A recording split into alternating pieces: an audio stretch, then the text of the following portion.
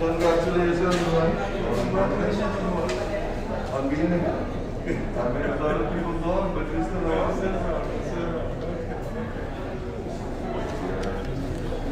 I think you're going to have to give her a no, it looks like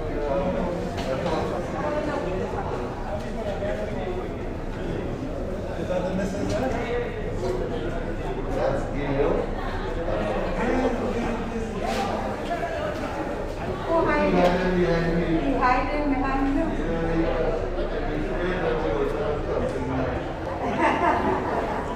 Friends, how are you? Well. Still on this side. I tried to fool you, but I guess the number they took was put them out. That's my daughter. That's my sister. Really? Yes. You were living in Westminster at the time. Lived there long. So how are you doing?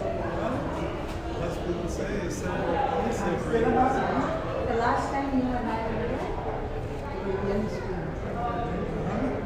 That's the last time you and I were both here. And this is the mission, you know, we saw each other. Yes, I know, but I said the last time you were here. I don't even see the sun.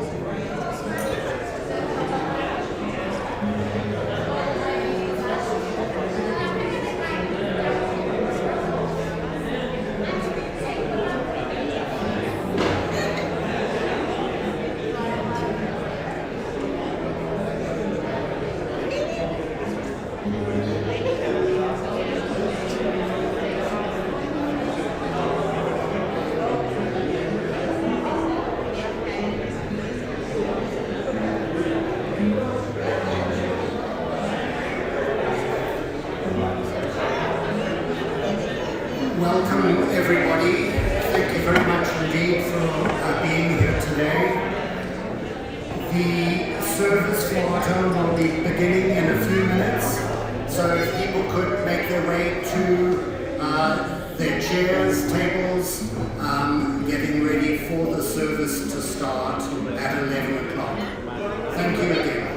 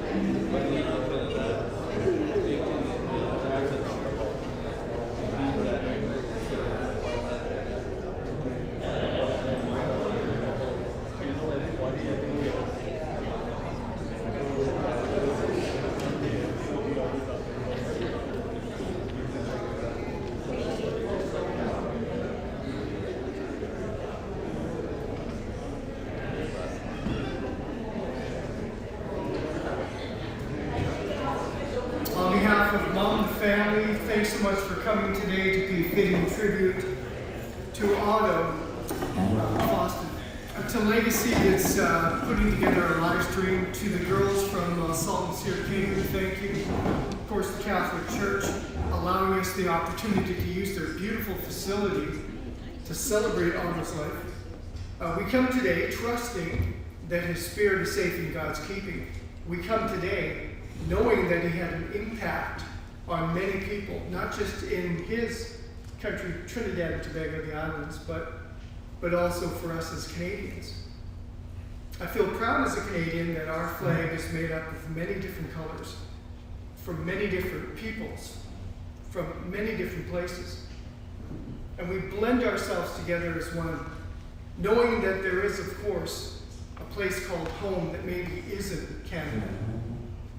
It was Rupert Brooke. He writes, "If I should die, think only this of me, that there will be some small corner of a public field that shall be, in this case, forever, Trinidad and Tobago. There shall be in that rich earth a richer dust concealed, a dust whom the islands made aware once, the things that he loved, the ways that he roamed. And now think all evil shed away from the heart gives back that which Trinidad and Tobago gave first. Thoughts of family, thoughts of culture, and thoughts of heavenly home. We release this man into the safekeeping of the God that loved him.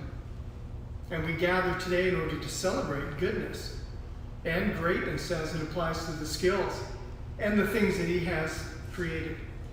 And I'm going to open with a simple word of prayer, ask God to bless us. I'll be doing just kind of the religious portion. It won't be too heavily religious, because all of us live on this earth with the thoughts that there is something beyond this life.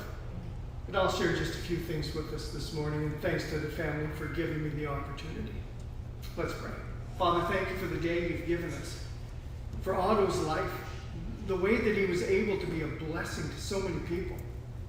Thank you for the laughter that was a part of his everyday existence, the skill that he put into every pan that he pounded into a sweet note. Thank you for children, grandchildren available to him. And bless us this day, we pray. Amen. Bernard, thanks. Mom, thanks. I know there were pictures of Arlene and I think kids in Dad's arms, some of the later photos, I believe that's the case. We had a chance to meet here at the church and in this wonderful facility.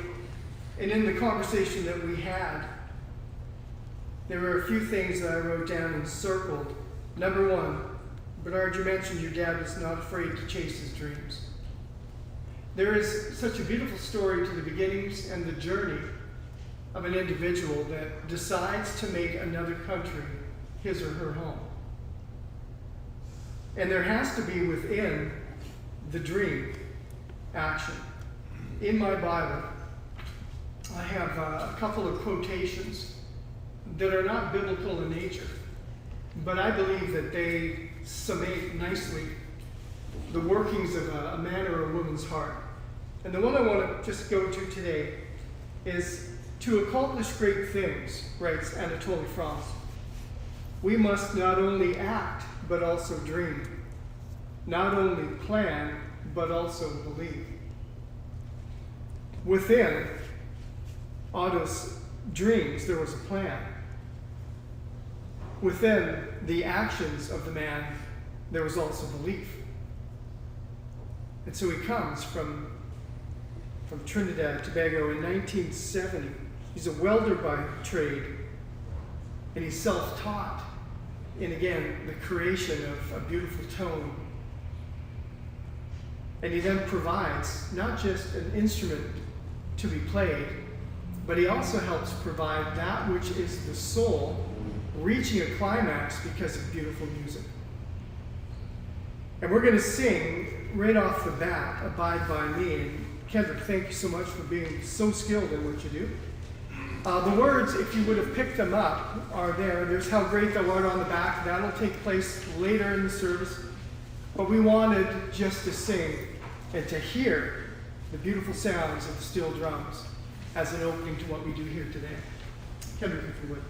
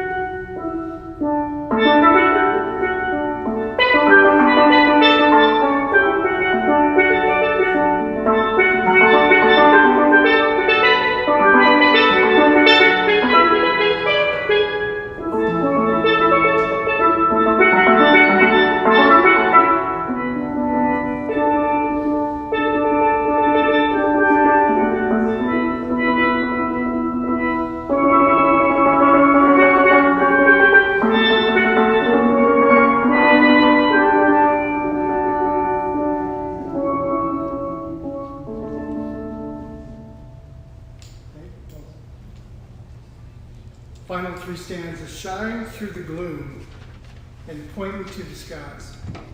Heaven's morning breaks and earth's vain shadows flee. In life and death, O Lord, abide with me. That's what we're asking for today, for the peace of God to be upon us as we suffer through loss, yet celebrate the goodness that was found in the man. There's celebration attached to loss. And it's hard, especially for family that is suffering it the most. That's why we gather together to support one another during these tough times, to bear a portion of the burden, however small, on ourselves in order to alleviate some of the weight of loss that the family is suffering. It's the Apostle Paul who says that we need to bear three things. One, we need to bear our own burdens. Two, bear the burdens of others. And three, bear the bond marks of Christ. We need to reach out to family. We need to love our neighbor. We need to be loving towards all. And in doing so, we then become a comfort to one another. So thank you for coming today, not only to fellowship, not only to experience that which is this service, but also to bring a comfort to family and to one another. And let me give you just a piece of hope, and it's found in the first first book of the letters to the Thessalonica church, 1 Thessalonians 4. It was the first church that Paul founds, and people are asking him questions concerning the rumors, because they weren't there as eyewitnesses of Christ dying and then rising from the dead. They're asking what happens to our loved ones, because we've had some that have passed. Paul writes, "Let us not be like those without hope, but rather let us believe that those that are asleep in Christ shall rise first, and we shall meet them in the air." Paul is encouraging the church to hold firm to that which is the convictions that come through the sacrifice of Christ. That even though we will still suffer loss, those that we know will still die, we need to have hope that we will see them again. And I love the slides. Thank you so much for the slides. Dad Young You know, there he is with his work clothes on. There are all these pictures, these moments that have been captured of Otto in his element. And yet there is no way for a camera to capture that which is him in the presence now of Christ. That picture has to be taken within our hearts and souls. We need to have blessed assurance, as the hymn says, that there is that day coming when you will see him again.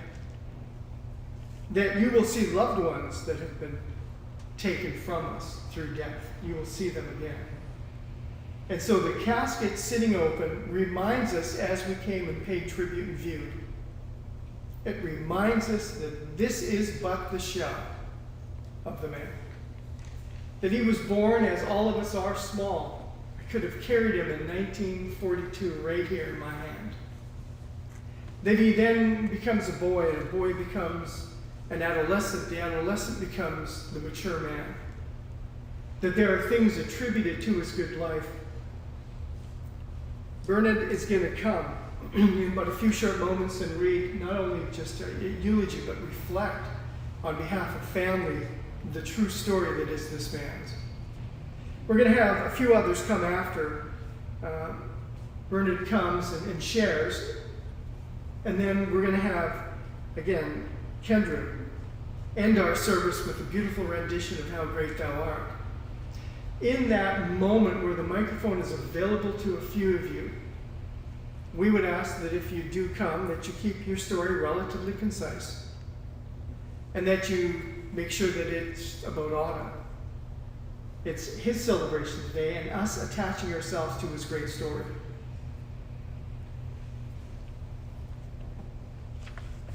Let's make sure that at the end of today,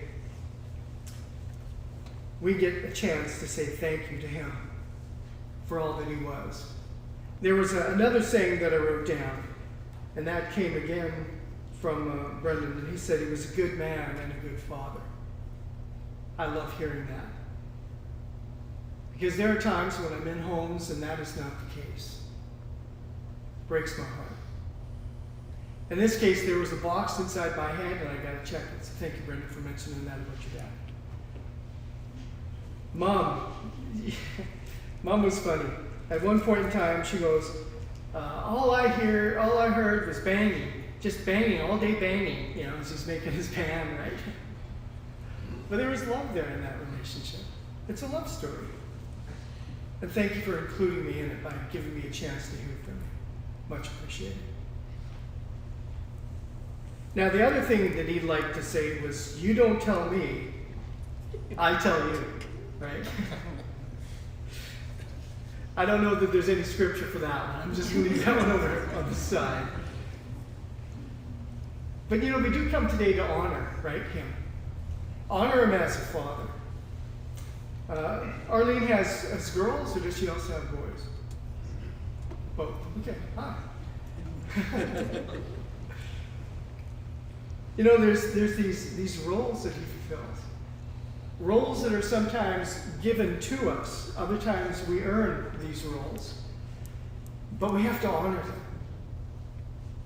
We have to honor him as a neighbor and as a friend, as a co-worker, as a Canadian, again, as an Islander. We need to honor these roles. And then we do need to celebrate the fact, as was mentioned, I think it's on one of your cards on the table, the music has ended, but the sweet melody lives on. That there is a certain fragrance to individuals that come and touch the lives of others. That fragrance stays with us. And that we can be reminded of he or she just by a simple song. Maybe it is a saying, or maybe it's just a moment, a day. We're coming up November 8th. I thought it was the 3rd. It's November 8th, 42. When it's Dad's birthday this year, that maybe something is still done for him in terms of celebration. It was a Jewish theologian that said there are 3 deaths associated with a man or a woman that passes. First is when you heard the news that Otto had passed. For family, the heart breaks. For you as friends or neighbors or co-workers, you get this heaviness of loss. 2 is a day like today when we come and we put some closure on the life that was his by gathering, by putting an exclamation mark on the word significant as it applies to his life. The third death, according to the theologian, takes place when no one on earth is able to remember or speak his name. It is important for us to always keep him current with us, to remember him, to celebrate him, to keep him as a focal point in terms of family and history. Because he left the world a better place by the things that he did. Now we sing Abide With Me, and that reminds us of the 23rd Psalm, in which we do not walk the space between this life and the next alone.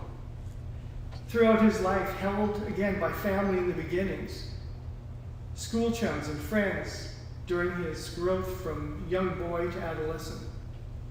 Mom, of course, and the wedding between man and wife, for better, for worse, rich or poor, sickness, health.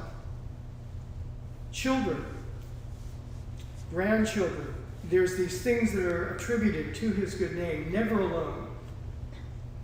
And when he passes, David writes, "The Lord is my shepherd. I shall not be in want. He makes me lie down in green pastures and leads me beside quiet waters. He restores my soul and guides me in paths of righteousness for his name's sake. And even though I walk through the valley of the shadow of death, I'll fear no evil, for you are with me, your rod, your staff, they comfort me. Prepare a table before me in the presence of my enemies. You anoint my head with oil. My cup overflows, and surely goodness and mercy shall follow me all the days of my life. And then I'll dwell in the house of the Lord forever." Never alone. I think he would have heard his voice as he made his way through the valley of the shadow of death. Would have been family on the other side, waving to him, calling him home. As he is embraced by family, as they walk the street, making its way to the place prepared for him. This is John 14. He would have been greeted. People would have come out to the edge of the street, and they would have waved and shouted his name and thanked him for what he had done. And that's sort of what we do here today. We don't shout his name, but we present it. We present his good name, then we talk about the good things that he's done. It will not be the full complement of all his stories, no. But there will be some that will be shared. And those stories that are shared are important to family and to others. As I come to the end of what I'm going to do again, we'll have Bernard come. He's going to eulogize, read a little bit on behalf of others. Then there's an opportunity for others to reflect. We would ask you to come to the podium if you can, because in doing so, then of course the live stream is able to pick up everything that we're doing. Once that dwindles, then of course Kendrick, and it'll be on, your kind of knowledge. He'll play us out with How Great Thou Art. Again, thank you for coming. Thank you for celebrating with food. And always live your life in such a way, and this is Mark Twain, live your life in such a way that at your funeral the preacher don't have to lie about you.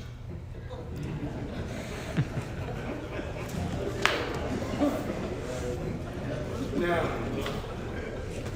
let's end with the Our Father. It speaks of provision, Otto provided. It speaks of protection. You, of course, loved, wife interests of family and community.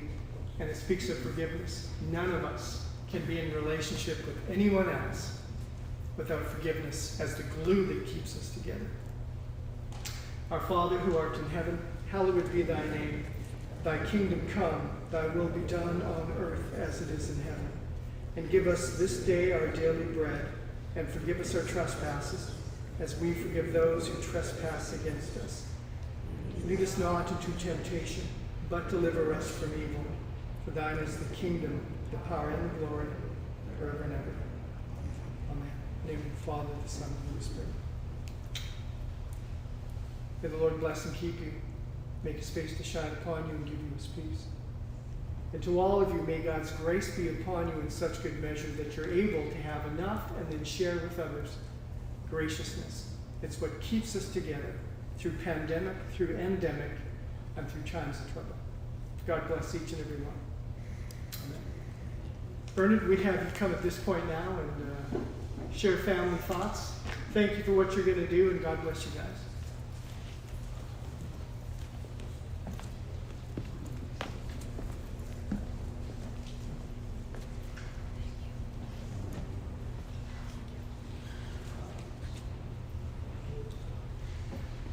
What I'm about to read is on behalf of Otto's family. Good morning, everyone, and thank you all for coming here today. Otto was born in Maraval, Port of Spain, for those of you who know where Maraval is, Trinidad and Tobago, to parents Valtor and Christine Faustin, the seventh of 8 children. His mother died when he was just 2.5 years old. His oldest brother raised him and ensured that he attended school and got an education. After school, Otto worked for the post office as a mailman, and he, of course, loved music, especially classical music. He loved to play it on pan, but he had no formal training. He joined Blue Diamond Steel Band, and one day he was quite upset with a sour note on one of the pans he was playing. He decided that he could fix it. Well, he mashed up the pan, you understand? And he was concerned that when the band leader, who they call the captain of the band, found out what he did to his perfectly good instrument, he said, boy, I better learn how to do this thing. So he started from scratch, and that is actually how he started tuning pan, because he was dissatisfied with the work of somebody else. Anyway,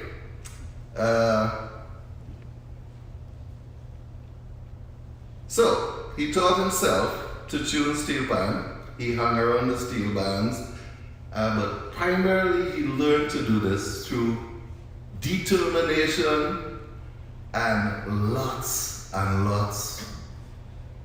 of trial and error.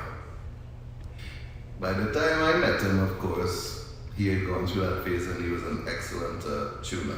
He came to Canada on a pan tuning holiday sponsored by Sunset Cavaliers, and while he was in BC here, he made some drums also for Moonlighters. Went back to Trinidad to get his official immigration papers and came back to Canada in 1969 or 70, I'm not sure.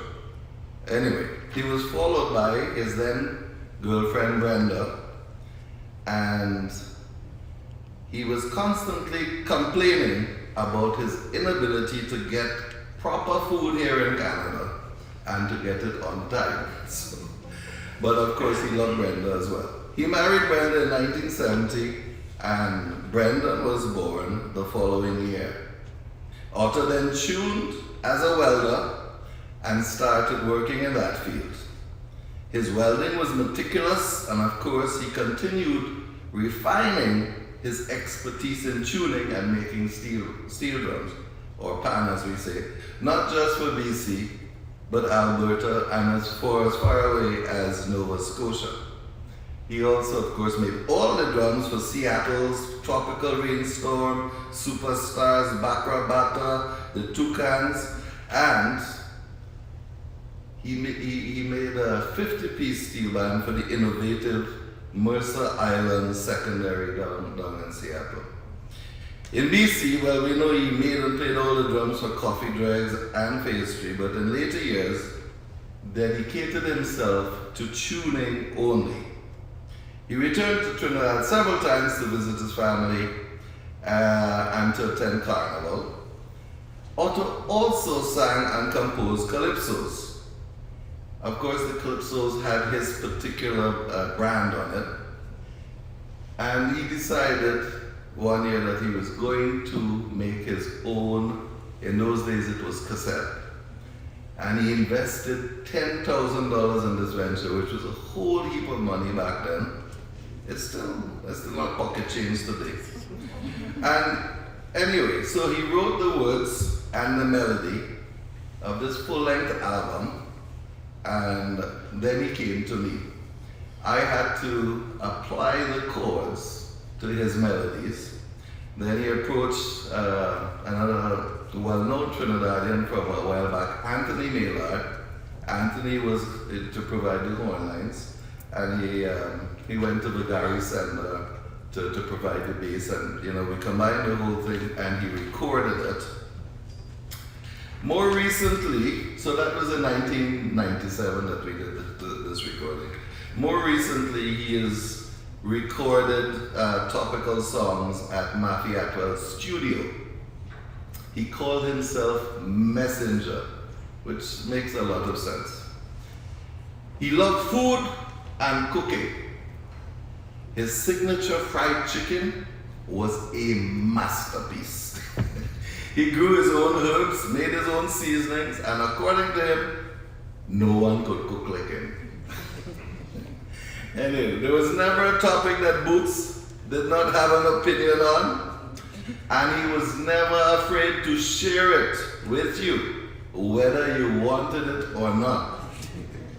His signature line was, "You don't tell me, I tell you." He also liked to go to restaurants to eat, but heaven help you, if the meal was not up to scratch, he would refer to fat on steaks as snow. And then he would tell the waitress, "You know where snow belongs? Outside."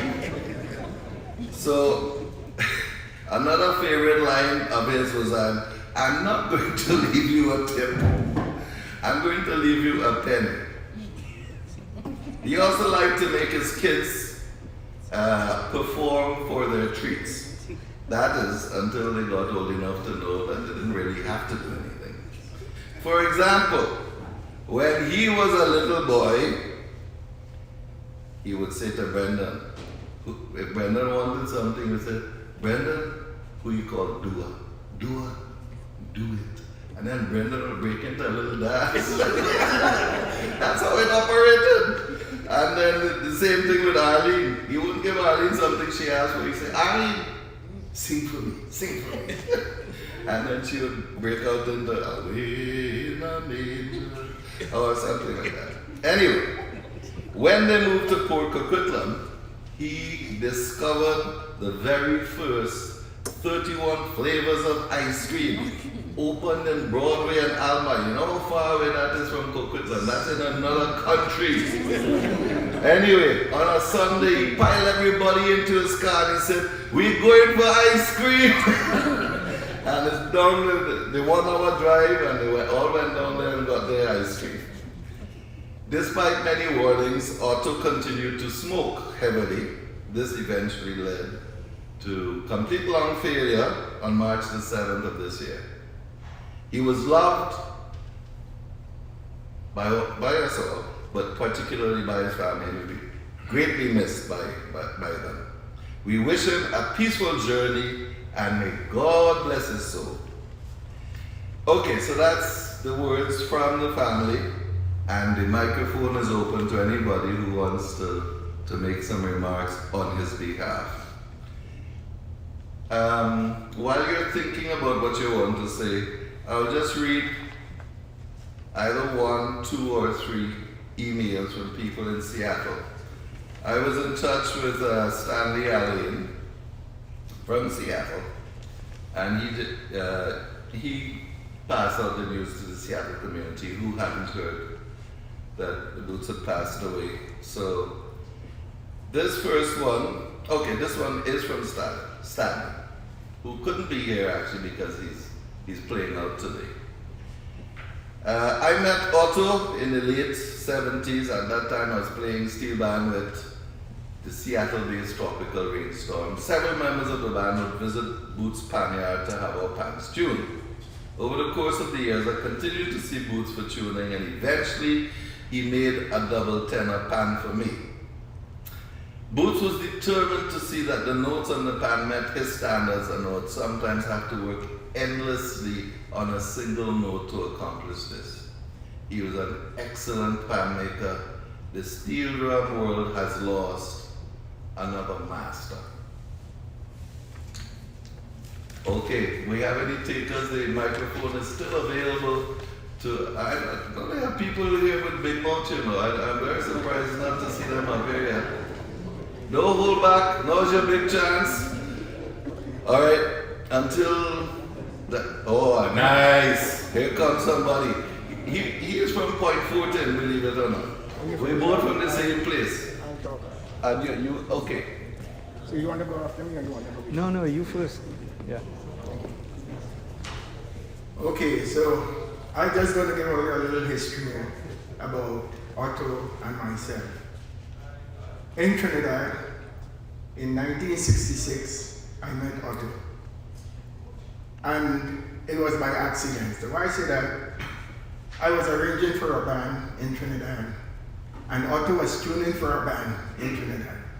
And he saw me a day and he said, why don't you come and give the band that I'm tuning for some music?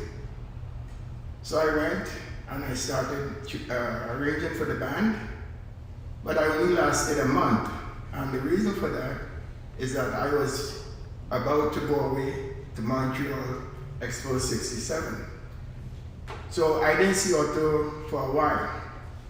And I went back to Trinidad, and again in 1968, I left Trinidad to go to the States to perform with Liberace, the pianist. And I came to Vancouver in 1970 and playing at the Queen Elizabeth Theatre. Who could I have seen was Otto, Pelham, or Visnoel. So I spent about 3 days here performing at the Queen Elizabeth Theatre, and then I went down to Seattle and onwards for 4 years playing with Liberace. I came back here in 1971 and played at the piano. So I saw Otto again, and I said, well, this is a coincidence. So I went on, and in 1973, I came here, and who I could see is Otto. So we started talking about our days in Trinidad. And I told him that this is really a coincidence. How come we always bouncing up? And he said, well, that's how things work out. And he told me who he was married to. He said, Brenda. And I said, Brenda? That name, I believe my brother always mentioned this lady name.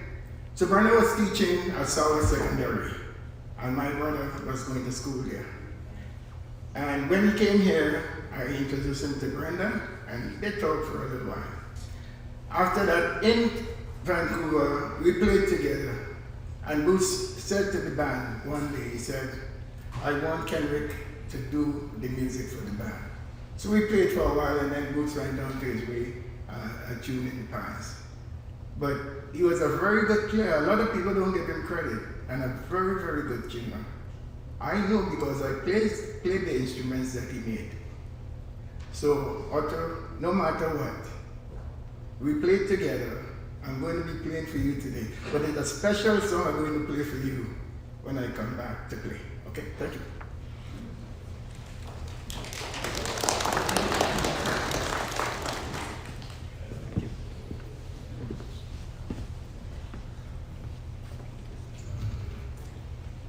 I was only fortunate to know Boots for 10 years. When I moved to BC from Edmonton, I had a set of double tenor, a double second, and 2 tenors that I brought with me from Alberta. And someone in vexation had taken a hammer to my pants, and you look at it, you think that it was just good to throw away for scrap iron. And so I had to look for a tuner. And I Googled, and I came up with some people down in Seattle, and the guy down there gave me a phone number that I could contact Boots. And so I called the number, and a kindly lady answered, and she gave me Boots' number. So I called Boots and say, Boots, I have these pans that need fixing. I didn't tell him what fixing meant. And he said, okay, just come bring it over, tell me where to meet him and thing. And so I take the pants to him, and he take one look at it, and he say, hey, that person must have been real vexed with you. I mean, the pan was dent, not the outside, you know. The inside of the pan was found from the back up, and you would think that it could never ever be fixed. I mean, it looked like if I was in a band clash in Port of Spain. And I remember once Boots and I, we was talking about things in the old days, and I remember the time the Mashup Highlanders, when Bertie Marshall he did come out with the amplified pan and thing, and I think it was Fascinators who mash up Highlanders. And I think Casablanca must have been in that too. And it had one of the most famous pan tuners in Trinidad named Alan Gervais. And they say that Casablanca, I think, was linked to the police in some form, and they say that Carnival Monday night, they send a police car down to Point, because Alan was from Point, and I'm proud to say I'm from Point. And they bring Alan up, and they say that night, until probably the early hours in the morning, Alan fixed all them pan. And so, what Boots did to the pans that I bought to him, he restored them completely. When I say completely, completely. The tuner who made them for me was a good friend. He was actually a protege of Guppy Brown, who made Kenrick's pans. The Boots bring them pans back, I tell you. And over the past 10 years, you know, every now and then I go bring a pan for him to blend, and we go sit down and I go watch him. And that's the first time I see anybody use magnets when he tune in a pan. I've never seen a tuner use magnets before. So you kind of isolate the notes, and he would show me what you're doing, you know. You gotta tell him I say I'm interested in learning about blending, you know, and he was very patient. And you know, you would have the tuner thing, and you would take the hammer, and you would put the magnets at different points, and you know, like he isolated, and he said, well, when you tune in this note, you have to look at the one, you know, on the inside, and he went through all of that process and everything. But I tell you, he bring back the pans, he bring them back, and that, I mean, that is a tremendous thing to be able to do. Because there's no way anybody here would expect that you could take a pan that was mashed up and bring it back, because he had to almost resync it and then, you know, clean it up and everything. And he was such a kind-hearted fellow that one day after he did, you know, he tuned a tenor for me. He said, stick around now. I said, okay. And he went and he started to cook. And you know, other people here talk about Boots and how he just cook. I tell you, he could really, really, really cook. Like Trinidadian style. He could make, all you talk about fried chicken. I never had the pleasure of eating fried chicken, but he did a stew chicken. Back at home, we used to call it brown chicken. He had a brownie, you know, he had to take the brown sugar. For those of you who understand Trinidad cooking, you had to heat the oil and then you had to put the brown sugar. And when it started to almost caramelize, that's when you throw in the seasoned chicken. And some days, that's when you used to smell that in the neighborhood. Because back home, you never used to eat chicken during the week, you know. You had to go by the fowl farm or wherever, and the fella would take a hook thing and pull the chicken by the leg, and then they would cut off the neck and throw it in a drum with hot water, boiling water, and then they would take the chicken out, and they have a machine with some rubber thing like that used to spin, and they would pass it on that, And you know, they go plop the chicken. And then they used to split it and take out the guts and they would get the gizzard and thing, you know, and the heart and all of that. For those who like gizzard and heart, I never liked gizzard and heart. I used to find it didn't taste nice and it didn't have a nice texture. So Sunday lunch, we'll call it traditional Cameroon thing, but stew chicken was, that was part of that, you know. And Boots make a fantastic stew chicken. I tell you, it was really good. Another thing, you know, you talk about Boots. I remember Boots was telling me he was a kind of perfectionist, especially when it came to language. And I remember he was telling me one time he had this little girl singing, you know, from the movie West Side Story, when Natalie would sing, "I feel pretty, I feel pretty." He said he had this little girl saying, I feel pretty, I feel pretty. And he said, he looked at the girl and said, "It's not I feel pretty." He said, "It's I feel pretty, I feel pretty." And he was that kind of fella, you know. And, he was a wonderful fella to spend time with. And I must say, I've been blessed to know him, even though it's a very short while. But thank God for Boots, I have a plan I could play today. And to his family, I would like to say, you know, God bless you. All condolences. He was a real giant of a man. Not only because I short and he was tall, but he was something else. I remember listening to him in Coquet Clam when he was busking. You know, it was a real joy. You know, he would chord on that thing like you wouldn't believe. And the hands would be moving, and you hardly see the shoulders moving at all, you know. But you know, I never called him Otto. He always tell me, "I call me Boots." And so Boots, thank you. And may God bless you and keep you well, and to everybody. Thank you. Well done.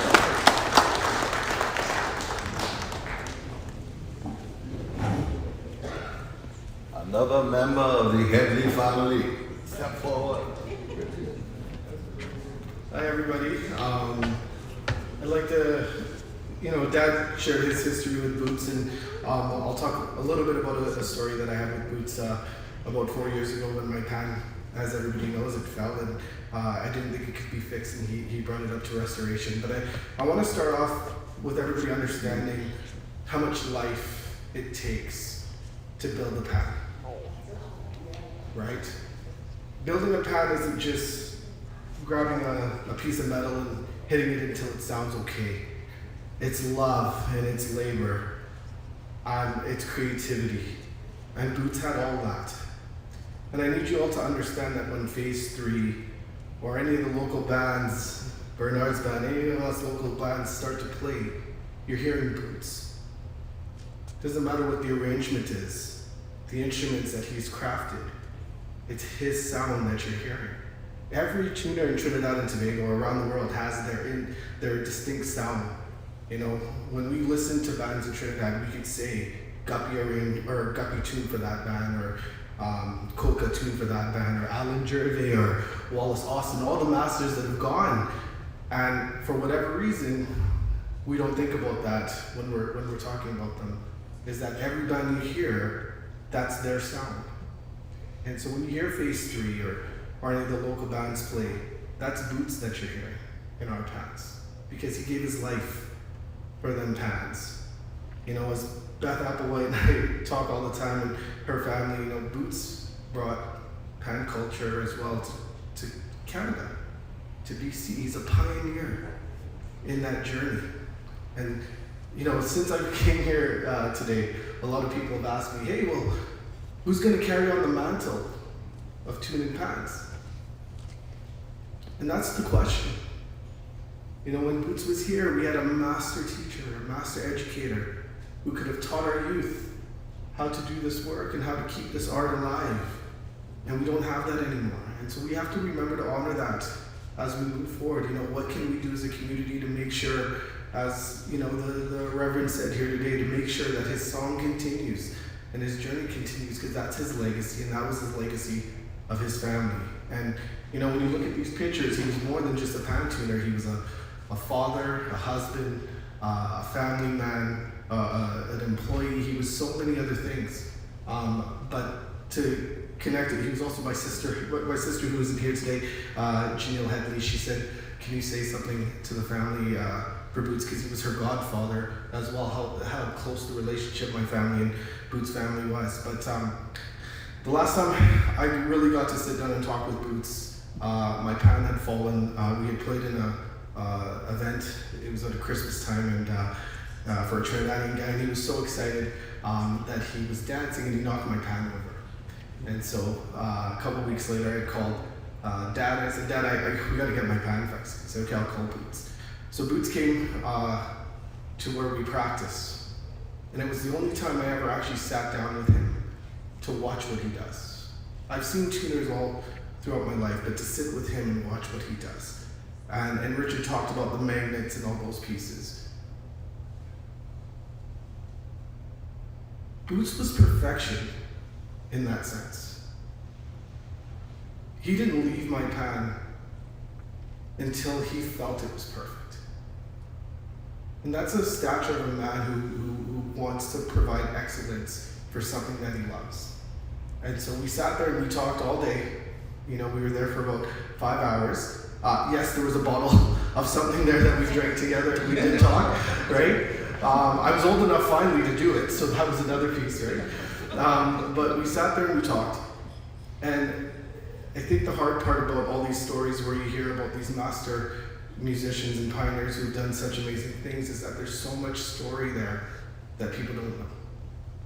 And there's so much history and culture that they bring into this beautiful instrument that they've created that needs to be recognized and acknowledged throughout the world as what it is. And so I know that when we play as Phase 3, and when I play as a player, every time I touch my pan, I would remember Boots. So I just wanted to share that with you also. Thank you so much.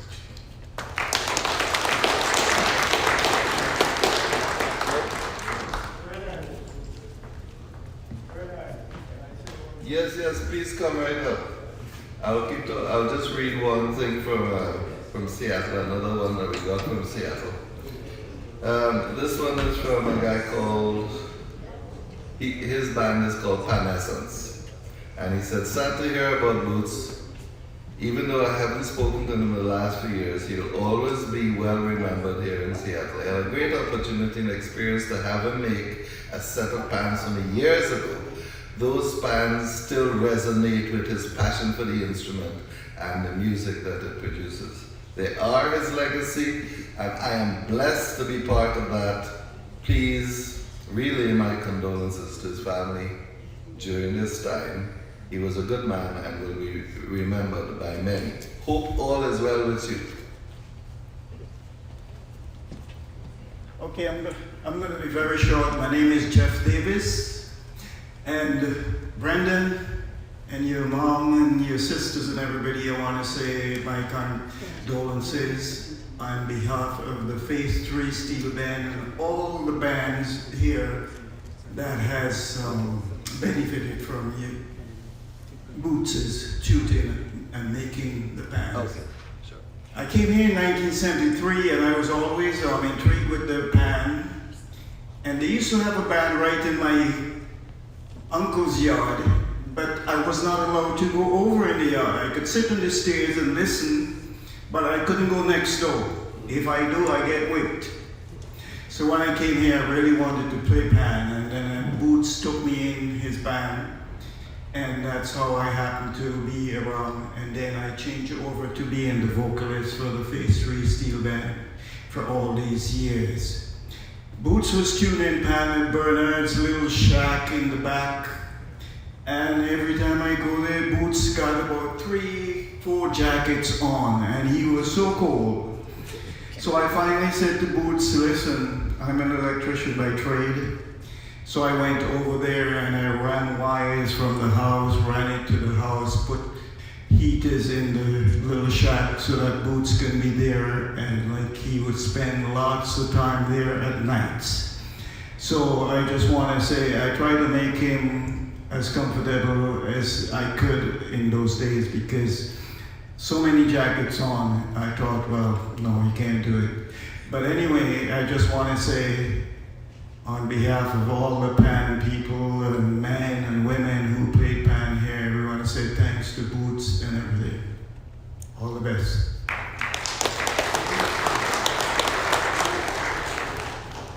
Right, we have to eat. These people are on a deadline. So what we're going to do is, if there are further remarks, once we line up, anybody who wants to come after Kenrick has played, of course, because Kenrick is going to play now, and then we'll go to the food section. And I think Kenrick is going to start off playing How Great Thou Art. No?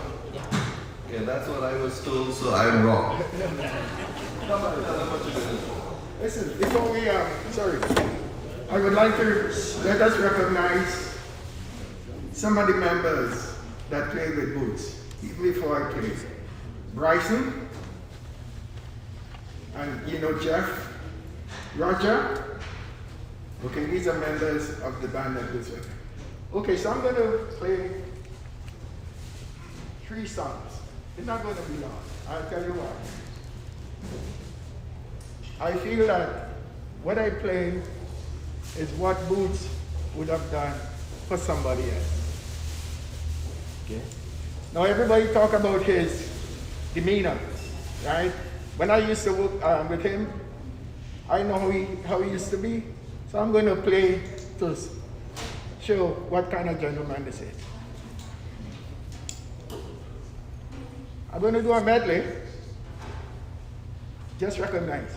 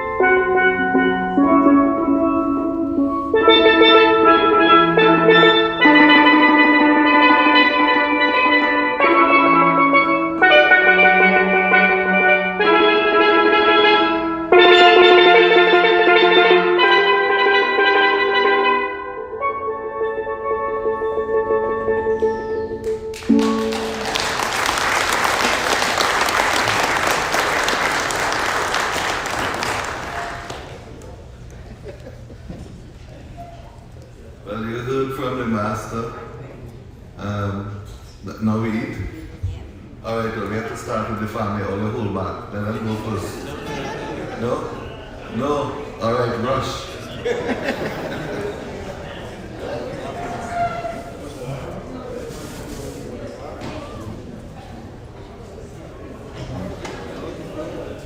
While the lineup is going on, anybody else can come up and say their piece if they're so inclined. Now is your big chance to be. Alright. Let me just read. I'm still going to. But yeah, if you want to go and catch that, it's fine. It's up to you.